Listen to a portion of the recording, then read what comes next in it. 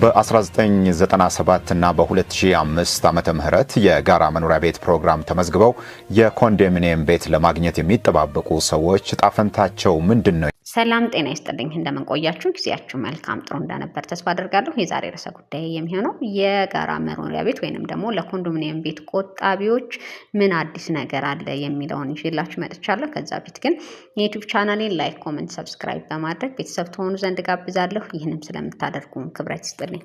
በ1997 እና በ2005 ዓመተ ምህረት የጋራ መኖሪያ ቤት ፕሮግራም ተመዝግበው የኮንዶሚኒየም ቤት ለማግኘት የሚጠባበቁ ሰዎች ጣፈንታቸው ምንድነው የሚለው ሐሳብ በስፋት ሲነሳ የቆየ ነው።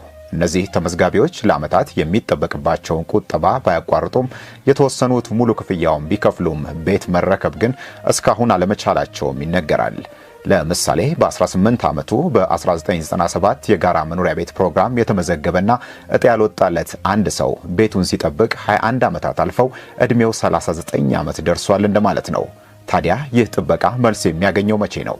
ይህንን የ1997 እና የ2005 ዓመተ ምህረት የቤት ተመዝጋቢዎች ጥበቃን በተመለከተ ከሸገር ጥያቄ የተነሳላቸው የቤቶች ልማት አስተዳደር ቢሮ የጽህፈት ቤት ኃላፊው አቶ አብዲሳ አራርሳ የ1997 ተመዝጋቢዎች በ14ኛው ዙር የ20/80 እና የ3ኛው ዙር የ40/60 የመጨረሻ ዕጣ ሲወጣ በተለይ ባለ 3 መኝታና የስቱዲዮ ቆጣቢዎች ሁሉም ቤት አግኝተዋል። የቀረው ቤትም ለ2005 ቆጣቢዎች እንዲወጣ ተደርጓል ብለዋል።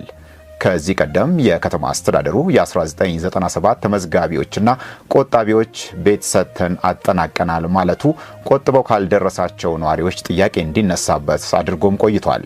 ኃላፊው እጣው ከወጣ በኋላ የሚጠበቅባቸውን ገንዘብ ቆጥበው እየተጠባበቁ ያሉ ነዋሪዎች እንዳሉ እናውቃለን ሲሉም ተናግረዋል። በከተማ አስተዳደሩ በ5 የተለያዩ መንገዶች የቤት ግንባታ ስራ እየተሰራ ነው ያሉት ኃላፊው ከዛ ውስጥ አንደኛው የቁጠባ ቤት ነው። ይህም በባንክ ብድር የሚገነባ የ40/60 እና የ20/80 ቤት ነው ሲሉም ተናግረዋል። በ1997 እና በ2005 ዓመተ ምህረት ተመዝግበው የሚጠባበቁም በዚህ ፕሮግራም መልስ ያገኛሉ የሚል ምላሽን ሰጥተውናል።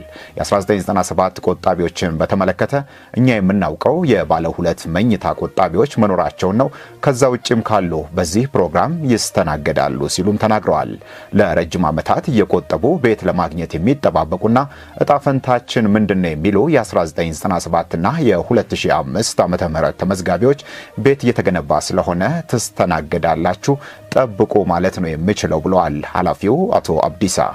ለረጅም ጊዜ ሳይወጣ የቆየው እጣ መች ሊወጣ ይችላል ተብሎ ለሚነሳው ጥያቄ ግን ኃላፊው ምንም የሰጡት ምላሽ የለም። በዚህ ፕሮግራም ስር ሲቆጥቡ የቆዩና በሂደት የተሰላቹ ብዙ ሰዎች ያላቸውን ገንዘብ አውጥተው ፕሮግራሙን ማቋረጣቸው ይታወቃል።